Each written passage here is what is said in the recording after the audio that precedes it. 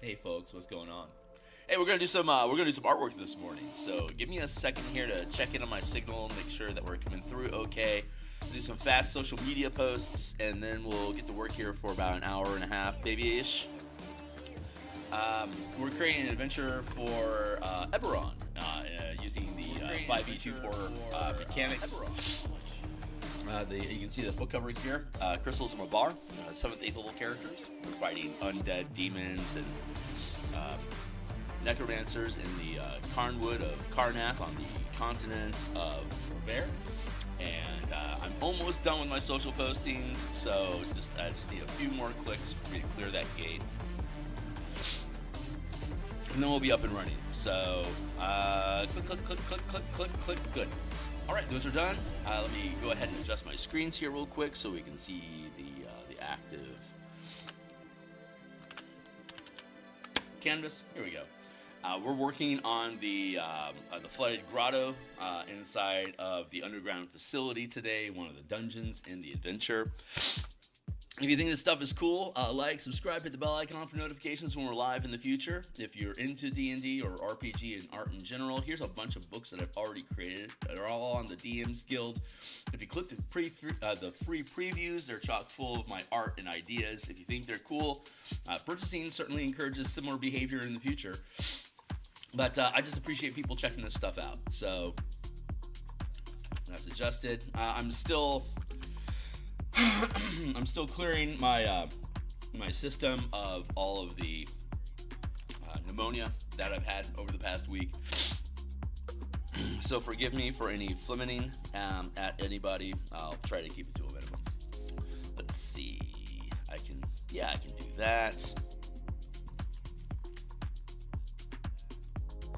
All right, so we're going to. Yesterday we were putting moss down onto the water. This is the Vulpina Lotharia, the fungus that grows everywhere and releases toxic gas, which creates a stinking cloud effect, which debuffs characters that walk through it. They have to make a saving throw or become sickened.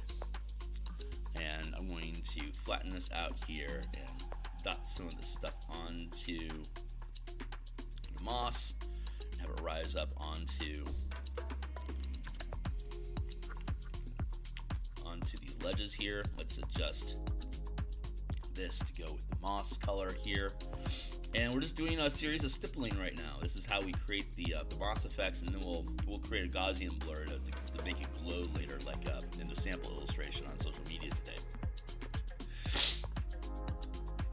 There's all this mucus that's just hanging in my throat. I've got a lozenge going right now, Ricola, to try to clear the gunk out. I may have a hawking fit here in a few minutes, who knows. If I do, I'll try to dodge off the camera and not harass you with it, but fair warning for the day. I was so wiped out yesterday, I just didn't have the energy to stream, and so I'm really looking forward to this sickness being over so I can get back to my normal energy levels so I can stream consistently. The plan is to do artwork Monday through Fridays in the morning, and to stream game design for the books that I'll be publishing next on Mondays, Thursday nights, and Saturday mornings, and then conducting playtesting later on Saturdays. So I'll be on this. I'll be on early morning on Saturday tomorrow, assuming that I'm not dead. I'll be back on stream tomorrow morning to work on color mana system for Magic the Gathering and D&D, and the martial power system for martial characters to utilize mana for power effects. But I won't have. We will not be having any playtesting tomorrow on my Discord. I've got a birthday brunch to go to, so I shan't be around. But Monday will hopefully have all the sickness cleared out of my body by Monday, and we'll return to our normal schedule of artwork Monday through Friday, and then back on doing Bastion and Spelljammer Mecha Kaiju design Monday nights, and sally forth from there. So we'll hopefully everything will be on track. Excuse me. Just dotted some of this stuff here.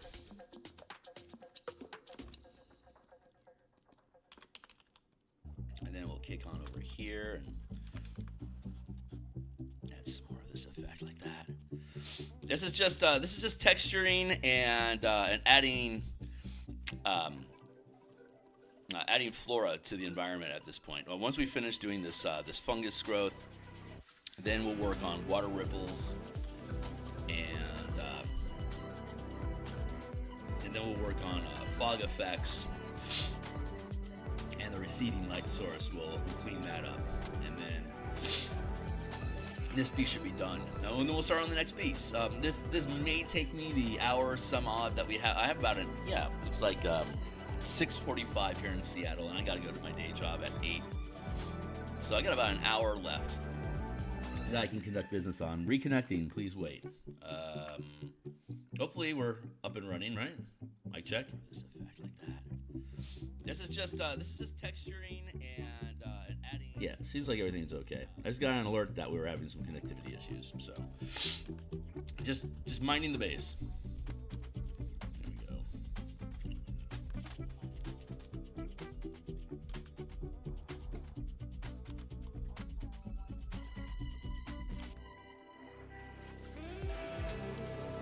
Get in there a little bit.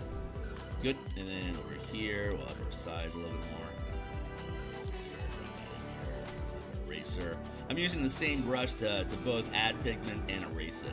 It creates a chaotic pattern that destroys any recognizable patterning, but it still feels replicated. Like it's all the same stuff because it has the same general texture to it without being an identifiable brush stroke.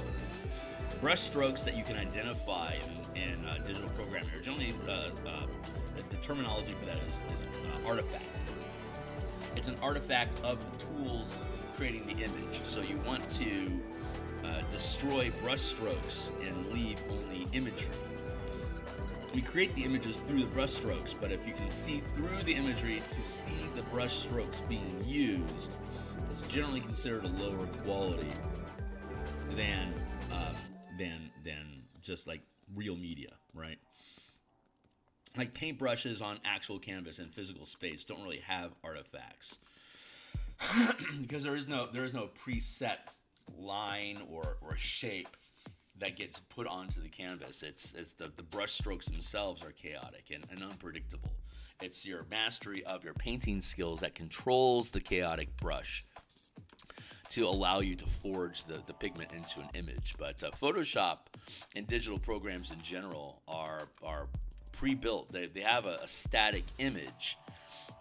Each brush stroke is a static image that you're overlaying or playing with. And so unless you're using just a round brush, the artifacts of the brush that you use become evident. So our effort as digital artists is to remove that evidence so that all that remains is the image itself without revealing the digital components used to create it. Hopefully that's making sense. So one of the ways to avoid that tell is by using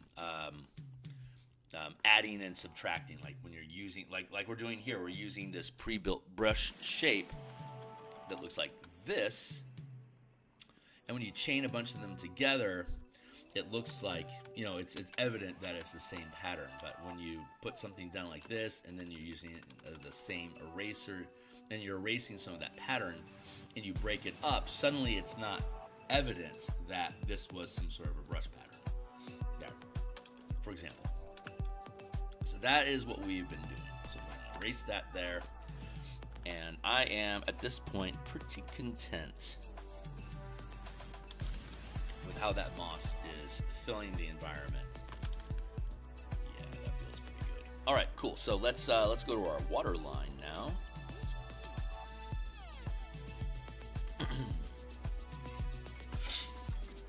That's my 20-minute timer to make sure I stay on track.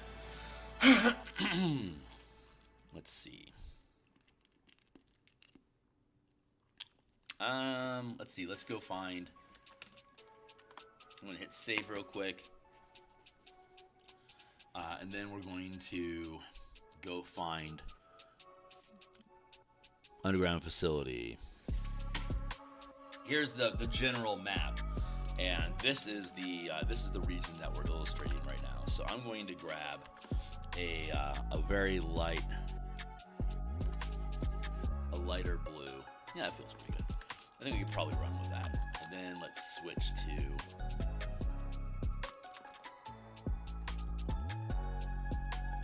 deep blue. Those two colors together should work well. I'm going to switch to a round brush, and let's bail out of here. Get back into our water. Vegetation. Water line. Okay. I'm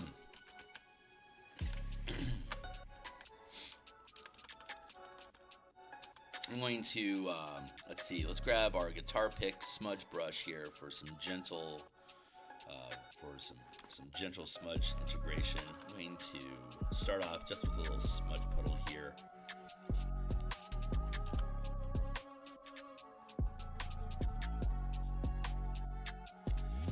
The idea here is the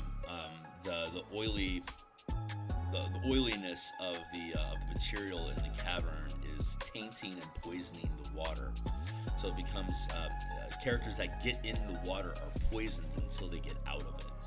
Basically a Constitution DC 14, and if they fail, they're poisoned until they can get out of the water. Of course, they have to wade chest deep. It's like 4 feet deep water, so you have to, unless you can fly, unless your whole team can fly, or you have like a boat token or something, you're going to be in this muck, and it's going to give you disadvantage on every check, every die roll, every D20 test that you make, until you can get out of it.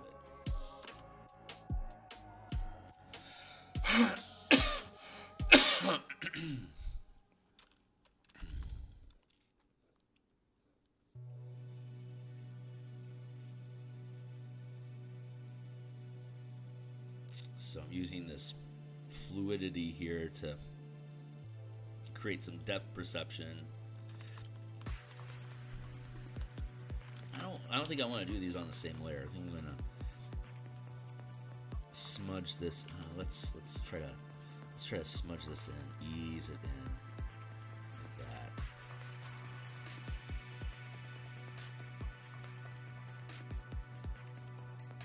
See if we can use the natural liquidity, the viscosity of this environment to create that curvature effect.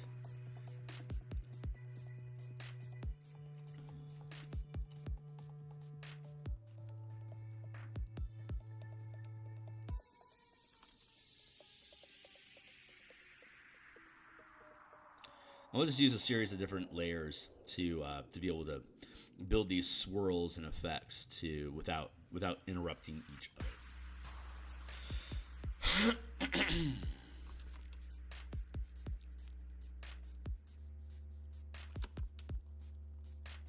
I'll start another one over here.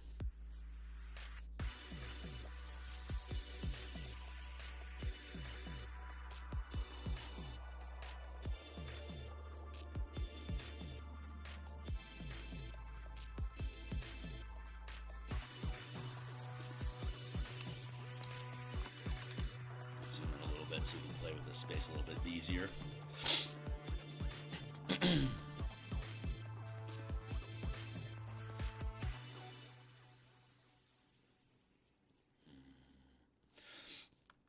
So this is a side hustle for me. I have a day job. I've been a freelance illustrator for decades, but it's never been my main source of income. I've found that if I am dependent on the whims of commissioning patrons, that I don't have a lot of control over my life, and if I'm not in love with the art that I'm doing, I don't want to do it, and that's a big problem. If making art is your living, because you don't get unless you become independently productive. Like when you have a fan base that's just going to buy your stuff because they like you, then you are going to be beholden to your patrons to produce art that you yourself might not like. And if you get into a circumstance like that, when I got into that circumstance where I was performing and producing art that I wasn't inspired by, it absolutely fucking killed my ability to produce was that art. It literally became work, not joy. So I did the freelancing gig for a living for about 9 months back in the early 2000s, and it was soul crushing. So I bailed on that, got a steady day job, and relegated this activity to being a side hustle that I could remain true to my own personal ideals, and only work on the stuff that I found to be exciting. So I've never really exploded on the art scene or the role playing scene, but I'm just kind of slowly chugging away here, doing my own thing quietly. So anyone that drifts through and checks this stuff out, I really appreciate you for just spending some time with me, seeing what it is I'm doing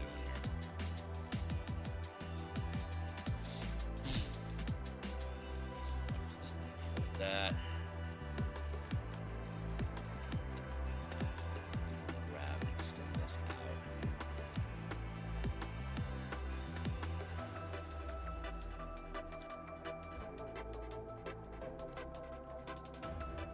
This sort of fade around.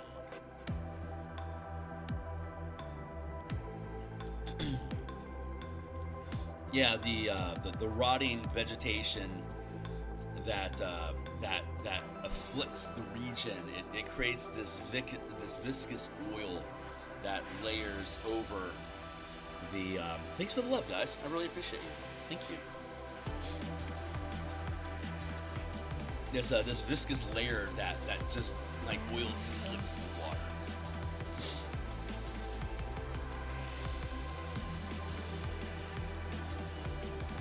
Hey, what's going on? Well, thanks, Chrono. I really appreciate that, man. It's it's hearing praise is very kind. I'd say it's incredibly difficult to resist the algorithms. I don't want to create hype content, or I don't want to chase trends. I think the way that I'm going to survive as an artist in the long term is just do what I do, regardless of what's trendy at the time. There is a large enough population of people on this planet that I will find who I resonate with in time. And that is all the best. That's all I think any one of us can do, is just try to be true to ourselves as best we can, and keep on doing what we're doing. So thanks for the vote of confidence. I truly appreciate it. I'm going to merge this second layer down. I don't see the value in separating it any further. But yeah, if we go back and look at the map,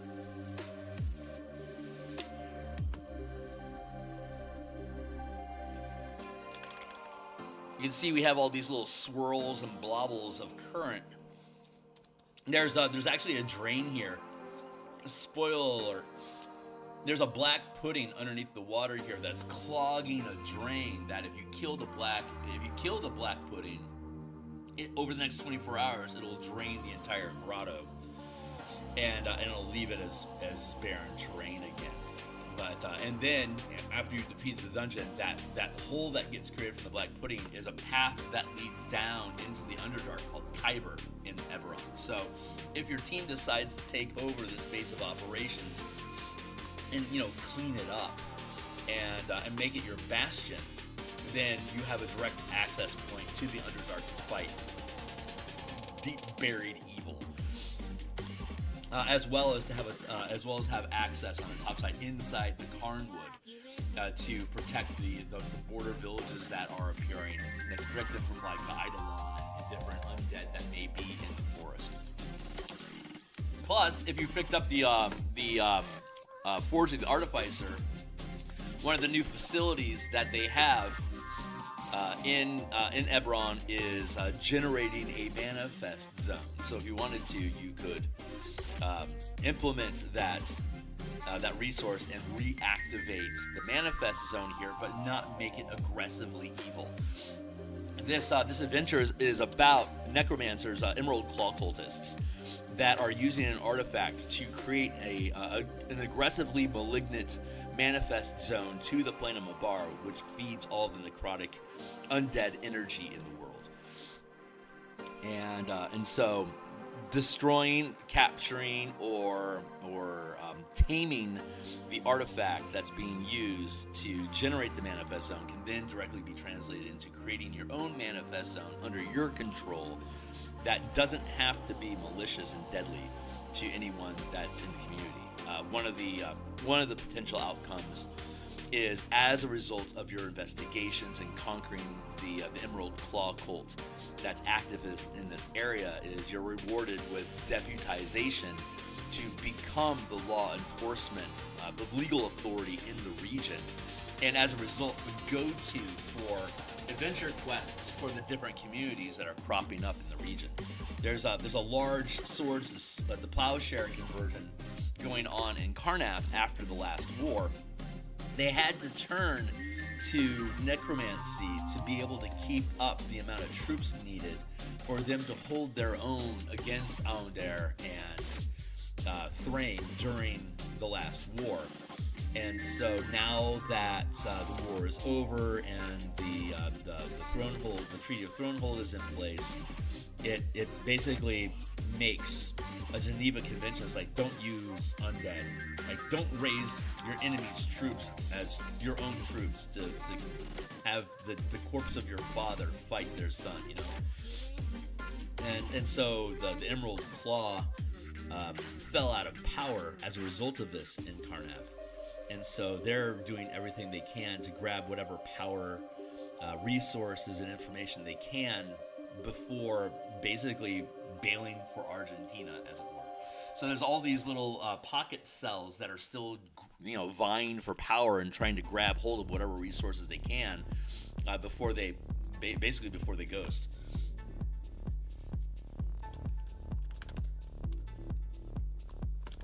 I think I need to foreshorten this a little bit more. I'm going to grab this here.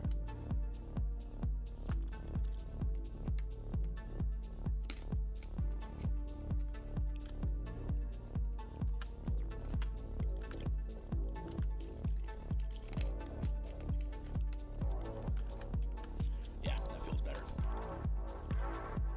Stretch that out a little bit. But yeah, we're really getting down to the nitty-gritty of this piece. We have. I don't expect all of the following pieces to be this level of detail and intensity, but we do have another 20 pieces to do. And when those pieces are done, this thing is going to be in a position to publish. Off screen, I've been taking care of all the scaffolding for the text, like doing all the layout stuff, and I'm building hyperlinks and stuff like that, so that you can like each of these buttons down here, like this is the Nexus, Appendix A, B, and C, Part 3 where the Nexus is at, which we're currently illustrating. The gatehouse, this is the symbol for the gatehouse. This is the symbol for the flooded fortress. This is the symbol for the cemetery, because back in the day when the cemetery hundreds of years was created, the official religion for Karnath was the sovereign host. So you have a symbol of the sovereign host on headstone. That's all in Part 2. Then we have the Carnwood Forest itself and the village, the villages that are along the edge of the Carnwood. That's in Part 1. And then you have your typical menu hamburger. These are all hyperlink buttons that you can click, and like this click here will take you to the map of the environment that I was showing off. This one here will take you to the topside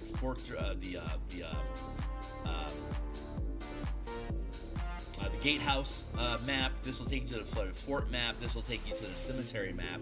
So as you're navigating around from room to room, like this is room 2, this is room 3, you can click on these, and then you can click back here. If you then click on the Nexus button, it'll take you back to the not to here. It'll take you back to the map here, and so if I wanted to go to the teleportation chamber here, which is another facility, if you click on the teleportation chamber, that'll take you to this position, teleportation circle. So it's going to be, the entire document is hyper navigatable. make it really easy to use. And again, it's for those that aren't indoctrinated yet, it's the 16:9 format. Since it's a digital-only product, we can create it for digital. So if you were full screen your monitor right now, the full document fills the 16:9 space. And each individual column is also 9:16. So ideally, if you're playing in flesh space at the kitchen table, you can have your DM screen up and then have your tablet behind the DM screen. And this is a 12-point font. So again, if you're looking at this on full screen, chances are you're going to be able to read this without any. Here, let's get it to. That's about the right size. You should be able to, like, if characters exit Area 3 teleportation circle through the western or northern door, the listed encounter notices the listed encounter notices the door opening and investigates. So here, there's imps, shadow mastiffs, there's emerald claw zealots that would then come and investigate. Hey, somebody's opening the teleportation chamber. What's going on? So like this all strewn about.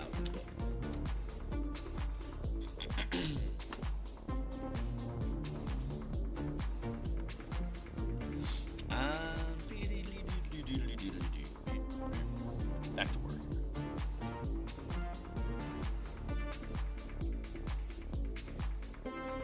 Alright, that feels pretty good. That's some good slickness. That's some good slickness. Let's add a little bit more in, but I'm going to put it in as a separate layer so it doesn't get in the way of each other. But yeah, I want another blurble over here, and then we'll do a glossy overlay with highlights. And then we will probably be done with the water, and then we can work on the fog effect, and just do some cleanup in the little light effect areas, and then we'll be done with the piece. So we still have about an hour left on the block. 7:08 right now. I've got about 50 minutes left for me this morning, and you know what? Yeah, I don't, maybe we'll get this done in 50 minutes. I honestly don't know right now. We'll see. We'll find out. We'll find out together. If I can get there, I can get there. I guess it's going to mostly be based on how much effort I decide to put in these final pieces and how distracted I get with tangents. But this is episode, God, what is this? Episode 626. This literally 626 mornings I've spent doing this, like 2 years of just streaming the artwork for this. We also spent time. No, that's not right. There's only 50. No, there's 200.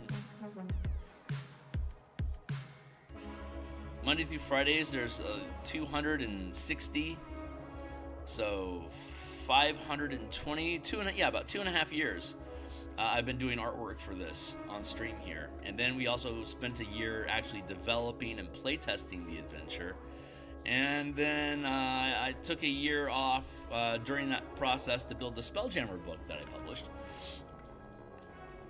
So this has been in rotation for a long time. I'm going to have so much post-mortem depression.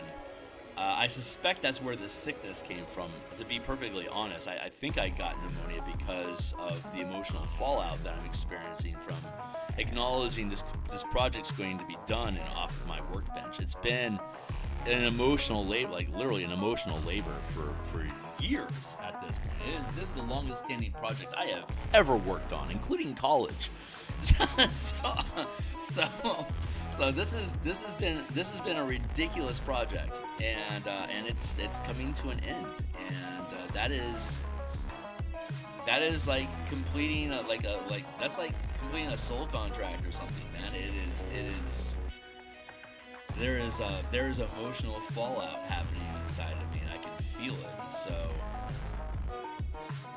we'll see who I evolve into after this. Maybe somebody who can produce books faster. Who knows? Hopefully. Other books are not going to take this long to create. The Spelljammer book, we were able to produce. That was a 107-page book, including the Light of Xeraxis conversion. We were able to produce all of the artwork and all the layouts and all the production of that within 9 months. So that was a big project, but we were able to knock that down pretty handily, because it's just basically alphabetical listing. The thing about adventures that's different from other supplements is that you really have to it has to have massive functionality. Most supplements, like character options and stuff, it's basically just an alphabetical list of cool shit your characters can do. Add in illustrations as necessary, and which is different from an adventure, because like you have to like I was showing, hyper navigation, making the description of the room needs to be on the same page as the map of the room, so that you're correlating the data properly and you're not getting confused about what's going on. It has to be super specific about the information that you provide, and it has to make narrative sense, as well as logistical and just technical sense. Like it all has to jive together. So adventures are a far larger project than character options or DM supplements. Much different. So fortunately for us, the next 6 books I'm planning are just character option and DM supplements.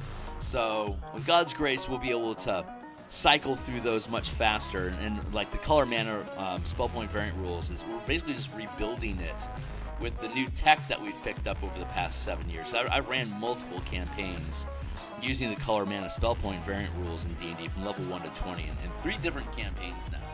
And it works really well, so I'm really happy to be able to update that with the new 2024 rules. And I think I'm going to squanch this down a little bit. Help keep that curve going. Yeah, that feels really good.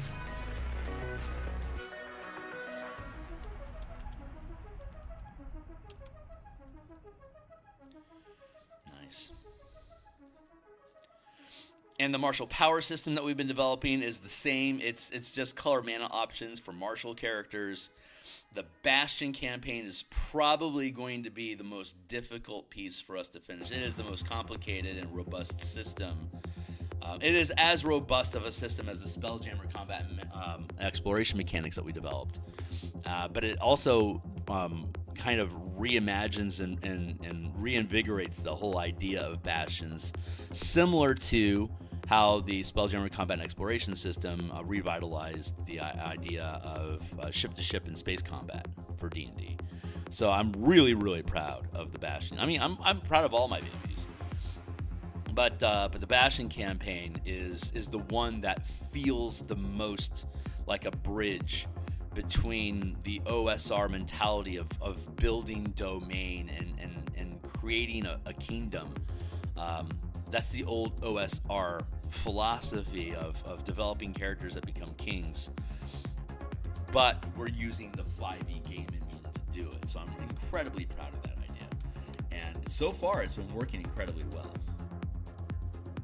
I've been using it in an Eberron campaign that I've been running with my home team for the past almost a year now. We started in February 2025, and we're about 11th level. Yeah. And we're going to continue on with that campaign. Eberron in space, it's been a lot of fun. Developing an asteroid mining guild that fights pirates and kaiju and rival guilds and governments that are trying to poach our ore. It's been a lot of fun.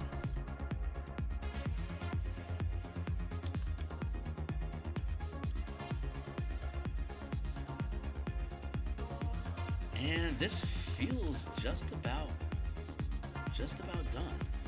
There, I'm going to add in a glossy layer over this. It's going to be a greenish reflection of light off of the oil slick water. Let's bring this in like that. Almost there. Stay on target.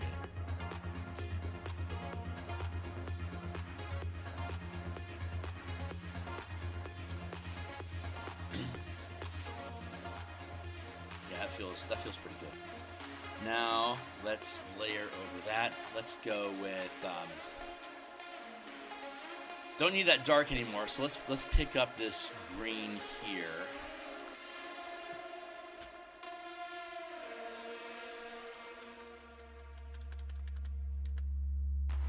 Put you there.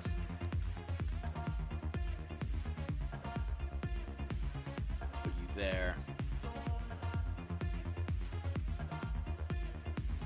Feels about right. Let's try that out.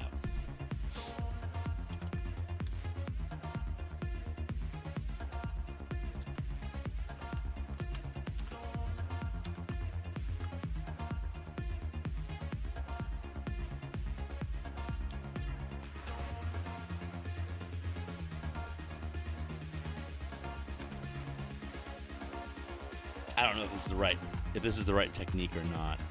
We're just kind of exploring. No, it's not. What we need to do is, for ripple effects, we need to have basically flat straight lines here. Bring that in.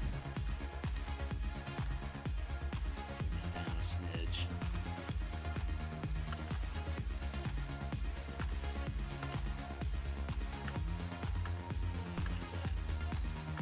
This is really basic water techniques, like Joy of Painting style.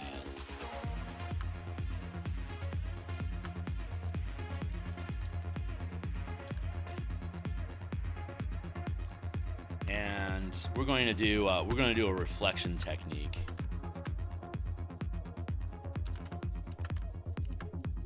That should end up looking pretty fucking cool.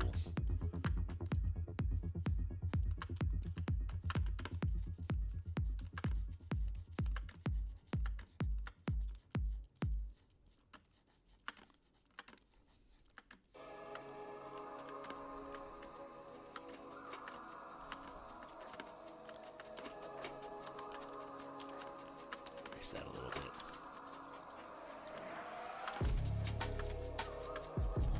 Just a little bit of ripple.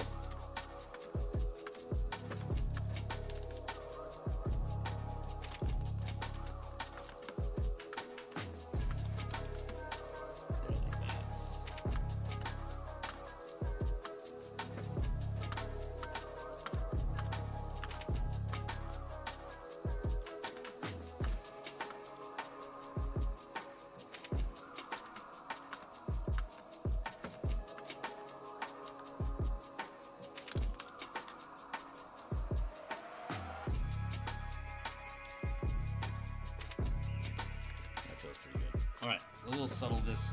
I'm going to conceal that for a moment. What do I need to do? What I need to do right now. All right, let's see if I can do this right.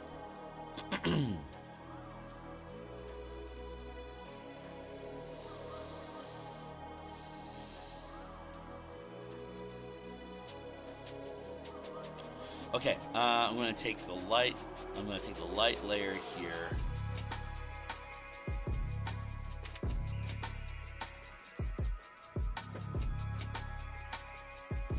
I'm going to duplicate this layer. This is going to be difficult because the perspective isn't very simple, but we're going to create reflections.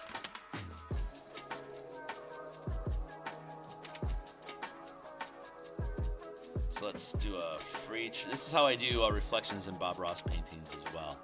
So free transform.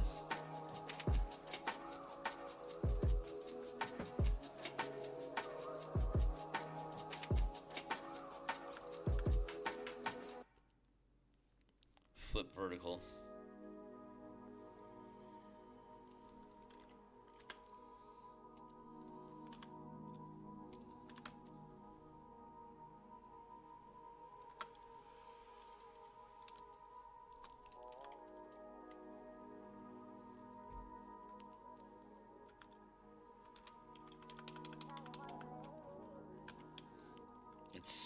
Let's see if this technique works.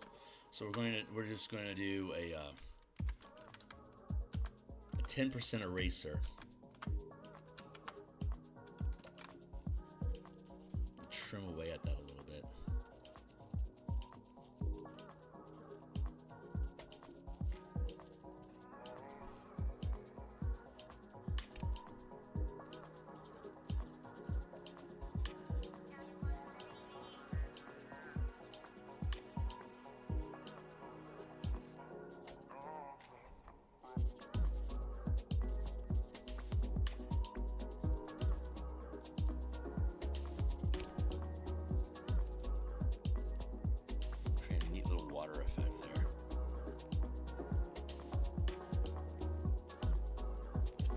And then we're going to use a layering mask.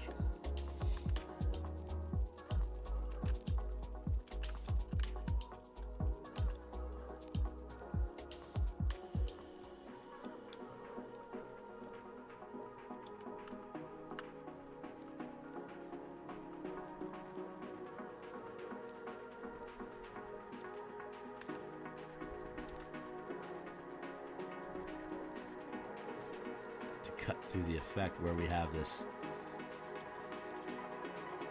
black viscous material. We're erasing the reflection to show that there's a texture change.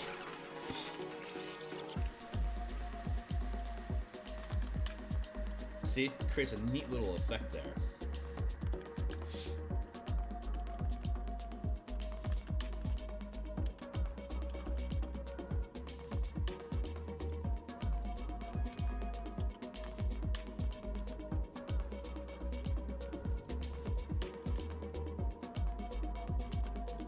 This helps sell the viscosity, the greasiness of the water, where the dark patches aren't as reflective as the lighter greasy sheen is.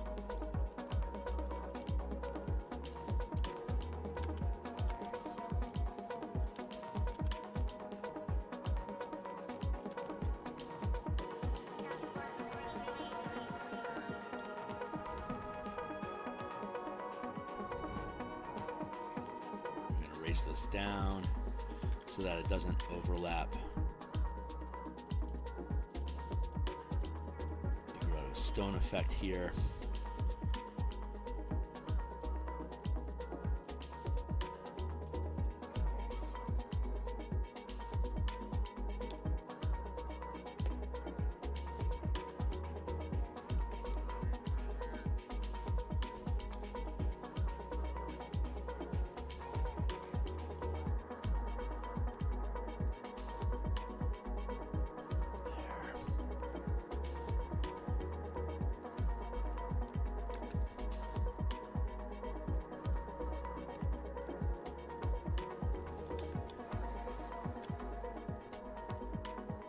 Just little subtle details that we're working on.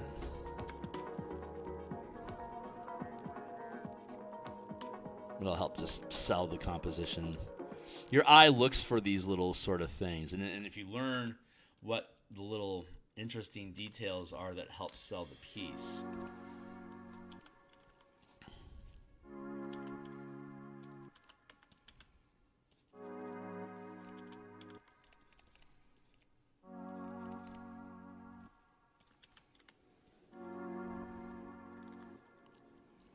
The more you can get the eye to relax and just forget that it's looking at a painting, the better your piece is going to end up being.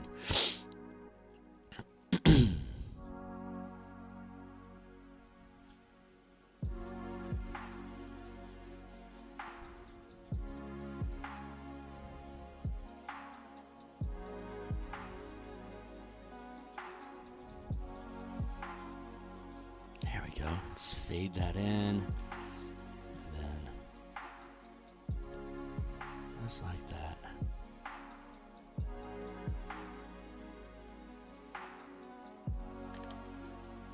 Easy peasy. Make sure everything looks right over here as well. This is going to have a bend over in this direction.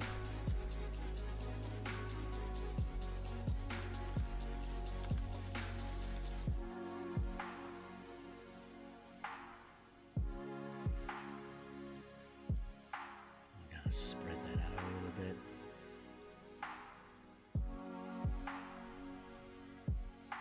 There we go.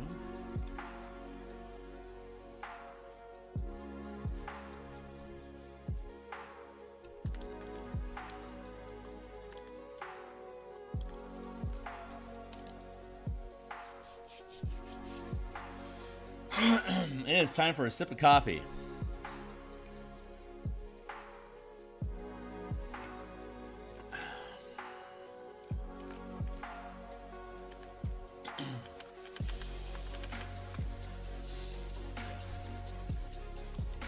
Okay, for my next trick, I want to, on the reflections here, underneath the reflections, I want to, oh boy. All right, this is going to be difficult. I'm going to grab around here.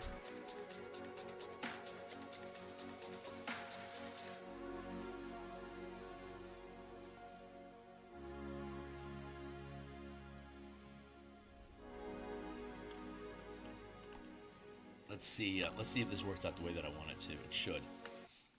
I'm going to copy, paste, free transform, flip vertical.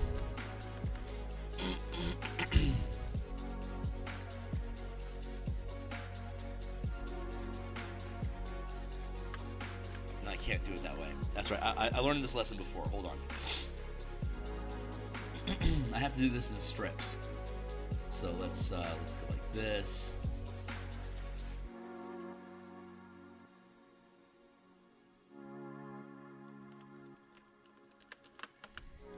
Free transform, flip vertical.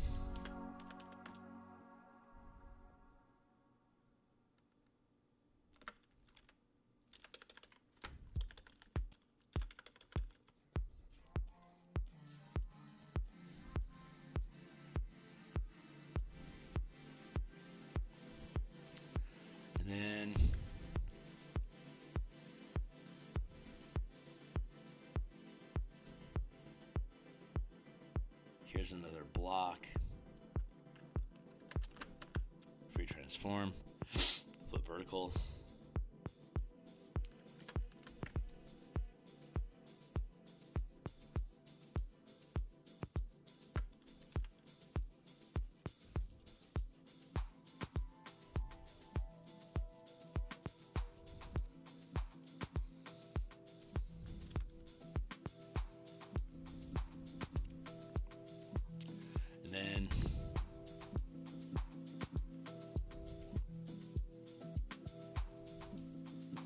I need to do this like this.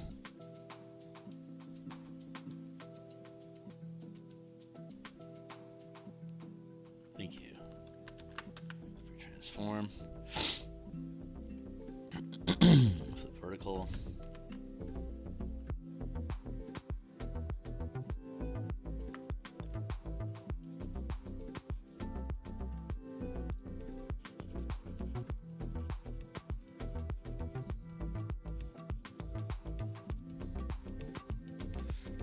Down.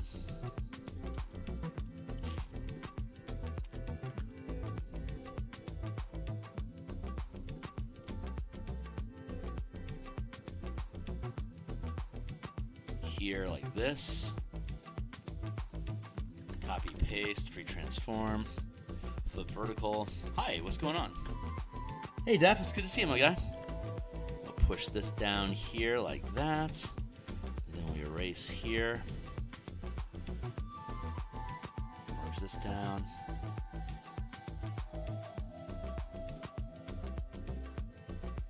See how we're getting that reflection effect going on here?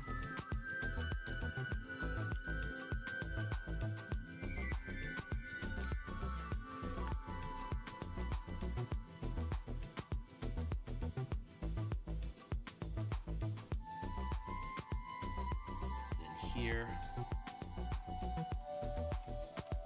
Paste, free transform, flip vertical, I'll push this down,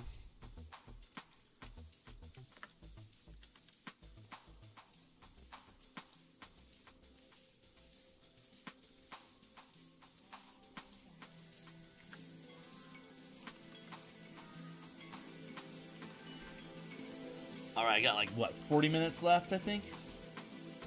Oh, geez, I only have 20 minutes left. Fuck all. Okay, we're getting really close. So, this is coming along. Free transform. Flip vertical. Push this down.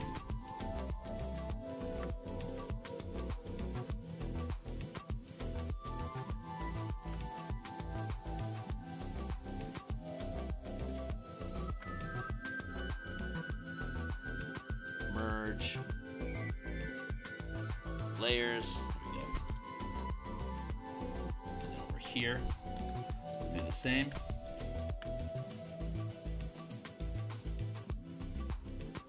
And we only really need to go over to here like this.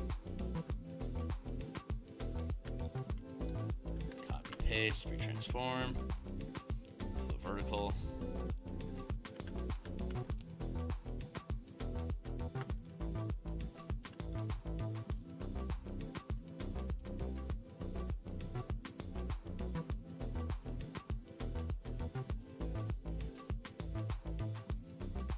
Merge that down.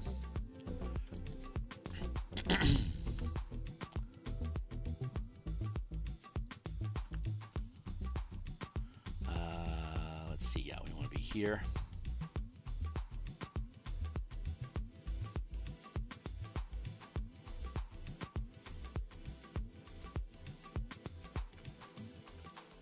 We're going to copy, paste, free transform, flip vertical, and then push this down.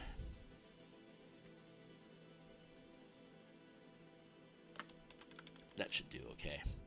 Then we can erase down through here. Then here.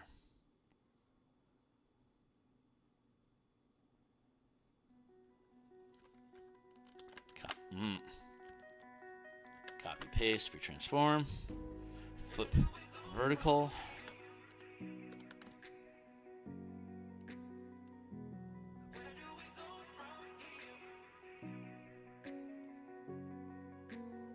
Here-ish.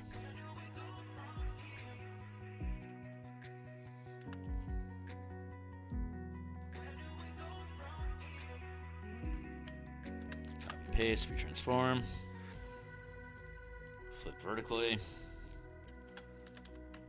push it down. There we go. Merge all of this.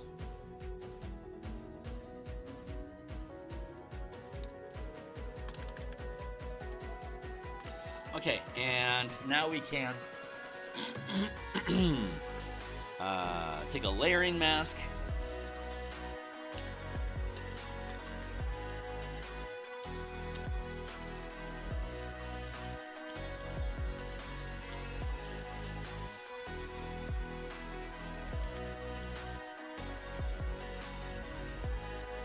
Use that mask to erode away at the... I better hit save because my system just went sketchy. But yeah, this is how we do. This is generally how I do reflections. This is a complicated shape because of all the different topography and distancing from the camera. It makes it a little bit more difficult to do reflections. But the effect still turns out looking pretty nice. That out a little bit here. There we go.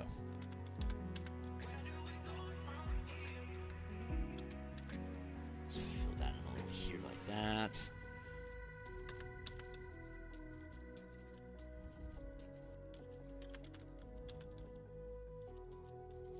There.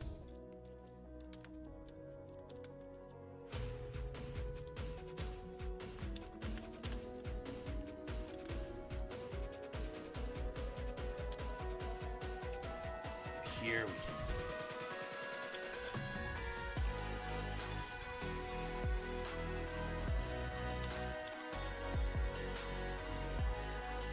block that down here. Just using a masking layer just to thin down the reflection a little bit, make it a little inconsistent.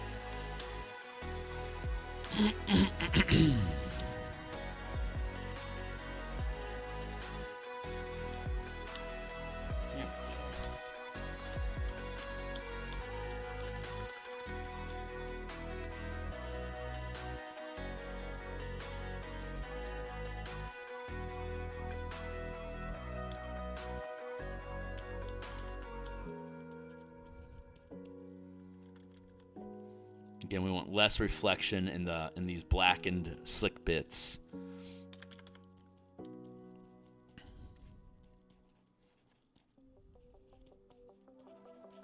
that.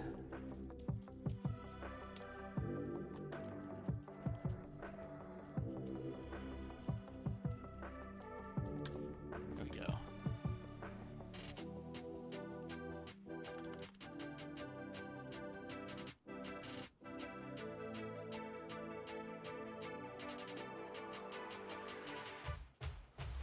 Not bad.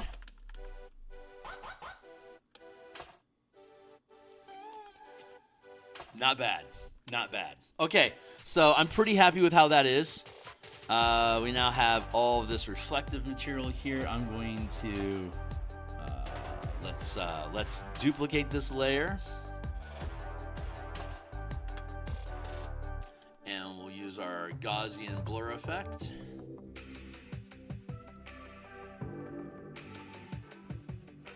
And then we're going to fade.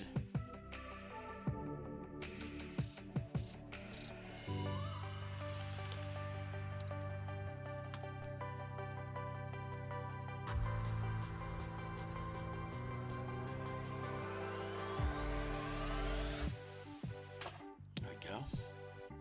Now let's add in our fog effect.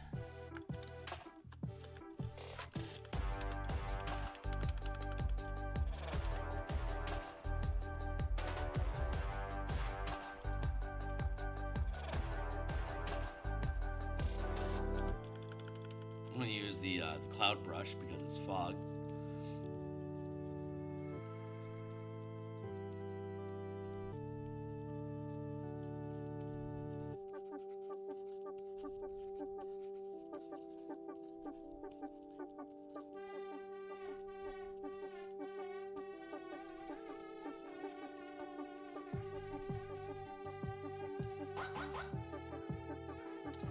Thank you. Thank you very much. Yeah, it's turning out really nicely. I love doing environment pieces like this. I fucking love it. It is my absolute favorite. Architecture and hardline machinery is my absolute nemesis. Where this is all brush technique and environmental sort of work. Hardline is all structure, precision, and geometry. They're in my eyes, they're diametrically opposed. Ironically, the Bastion campaign book that we built, which is all about creating structures, facilities, and settlements and communities, it's going to be a mixture of environmental pieces and architecture and structural stuff. So the artwork for the Bastion campaign, although I am incredibly proud of what the Bastion campaign is, will probably be the most difficult project for me to illustrate because of the subject material that it's about, you know? So I'm going to actually just leave this background here as a single layer, and we're having, this is going to get covered in this stalagmite is going to have fog over it as well, but I'm going to do it in a separate layer for foreground.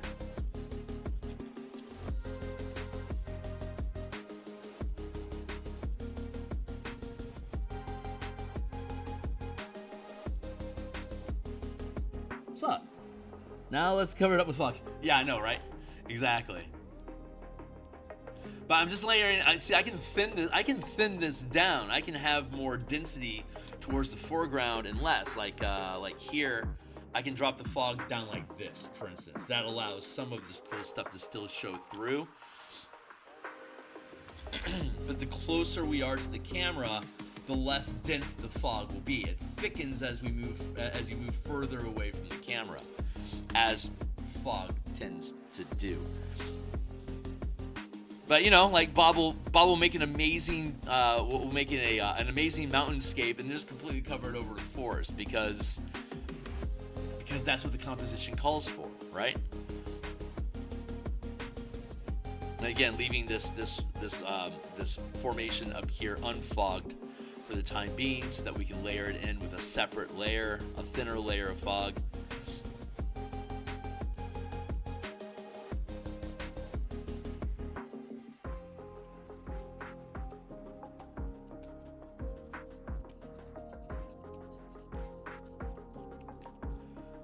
We've spent about probably about 10 hours on this piece. That's longer than I want to spend on this series of illustrations in general.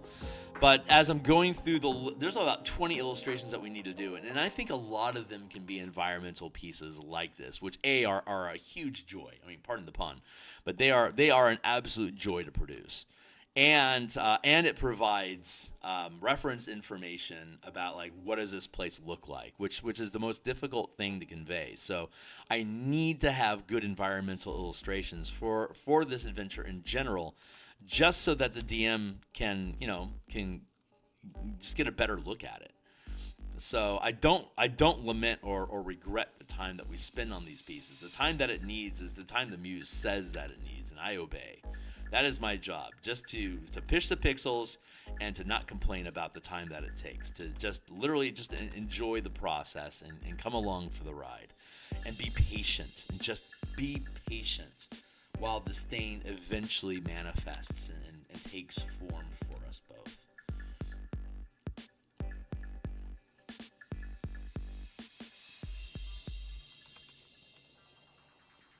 That is my job as the humble steward of the pixels. Yeah, I know, you know. The industry is saying it's funny that we'll put an hour's work into something and then cover it up. Yeah, I know, right? It's the curse, you know. It's the curse. We're trying to build good-looking stuff and nuking ourselves. I mean, I could have started with the fog and then just did light details through it. I've used that technique before, but this is as much of me discovering process as it is in creating a final composition. I know you understand that. But if there's any budding artists out there that happen to catch this signal and are interested in these techniques, understanding the why of it all is really important. So I like to kind of ramble on about logistics and like the reasons why for all of these things, just to, you know, edutainment, as it were. Honestly, that's pretty good. I'm going to add in another layer here, just to have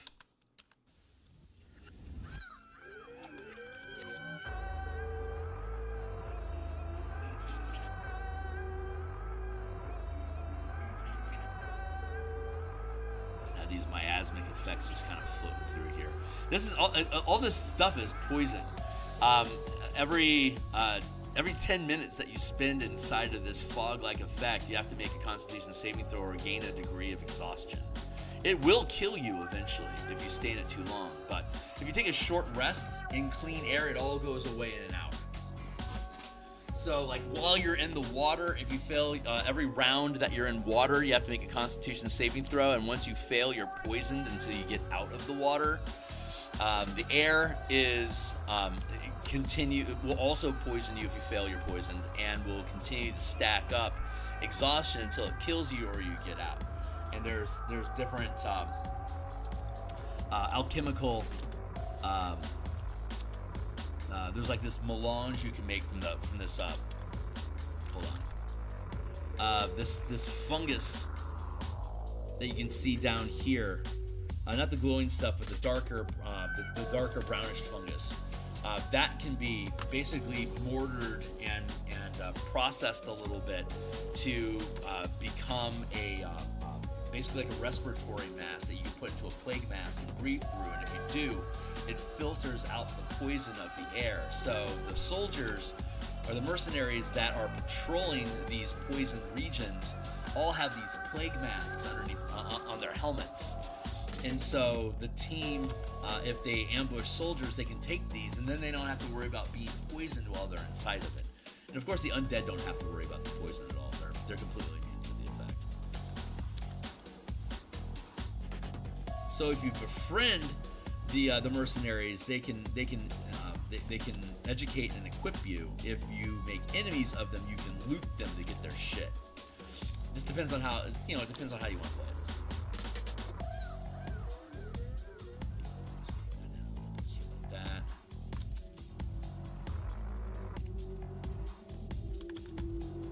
Yeah, But the players don't know any of this going in. They have to find out the hard way.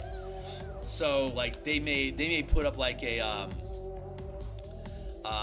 gust of wind effect as an orb. Like you can create a wind wall as a wall, or you can create it as an orb or a sphere. And if you create the wind wall effect as a sphere, the poison can't get to you. But you're burning spell slots to do that.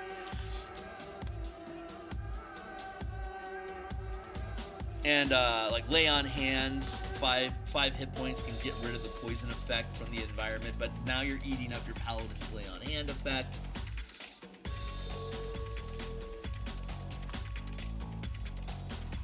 The whole dungeon, the whole adventure is designed to fatigue your character's resources or force you to come up with clever solutions during exploration of the region, and then the hazards of having mobs of undead attack you fatigues your resources in combat, because the way that the hazards work, the undead horde, is that the mobs of creatures don't make attack rolls against you.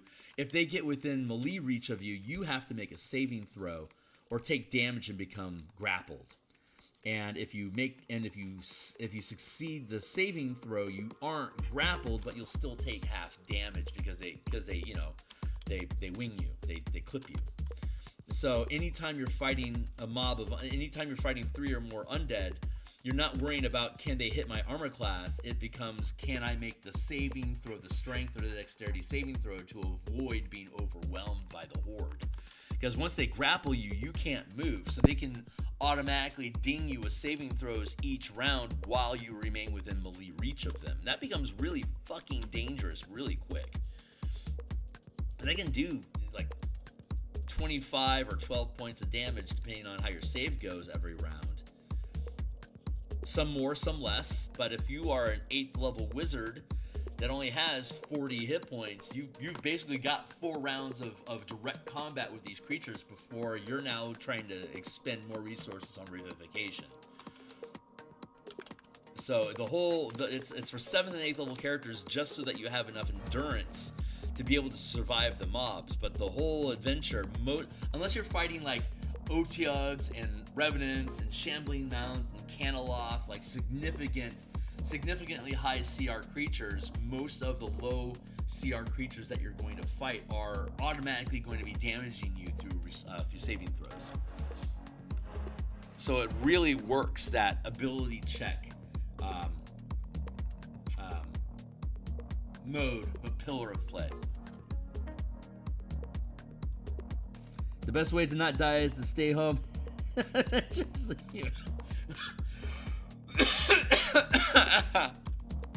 Touche, mon frère. Let's bring this down a little bit just to have some miasmic going on here. I'm pretty happy with this. I'm gonna grab this.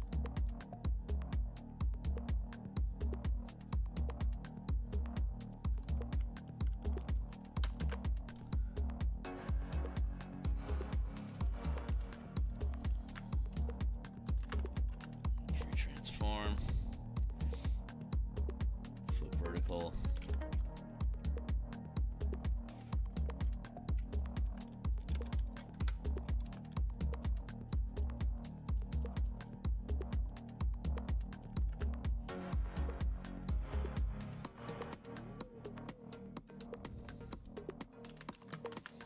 free transform, flip vertical.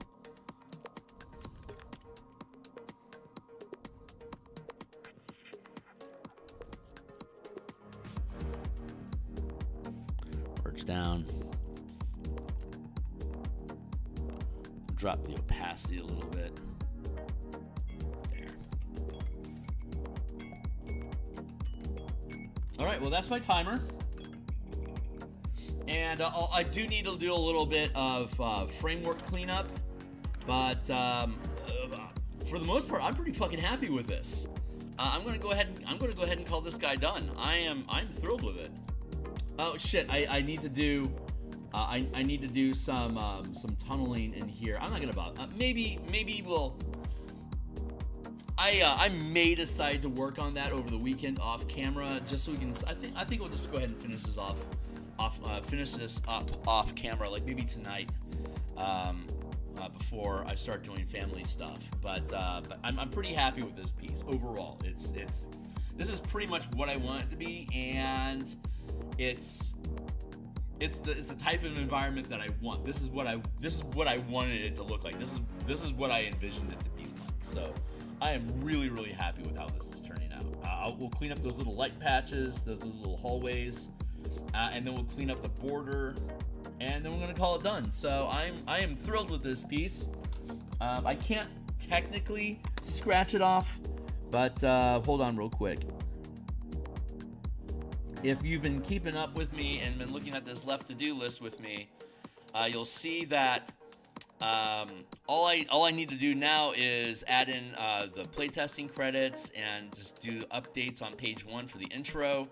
I am now hyperlinking the document, importing the maps and hyperlinking the maps, updating and hyperlinking the navigation bar in the actual adventure. So I'm going to be actually laying images into, by this time next week, if everything goes right, by this time next week, the entire document should be hyperlinked and fully navigatable. And we'll be finishing up these. We have a bunch of little, like, this is page 51 here. These are all the different spaces in the adventure where I can potentially add illustrations. And you've seen that we've had some illustrations only take a single session. This one took 6. So there's a variety. I'm not sure exactly how fast all of it's going to be, but we are. Once I get this hyperlinking done, I will be doing texture stuff in the evening as well as on stream here. So I'm going to be collapsing my time frames here really fast. I think there's a high probability this is going to get published before February, like incredibly high chance. I'm not going to rush it just to hit a goal post, but we are really, you can see here, we are really in our final stretch. So I am very, very much looking forward to having this finished and moving on to the next piece. So, yeah, thanks all for hanging out with me, guys. Chrono, Def, thank you for the support. Anyone else that's out there that's checking out the stream, Monday through Friday we do artwork. Tomorrow morning in the early AM we'll be doing color mana and martial power development. I am not having my playtest this weekend. I'm doing family birthday brunch stuff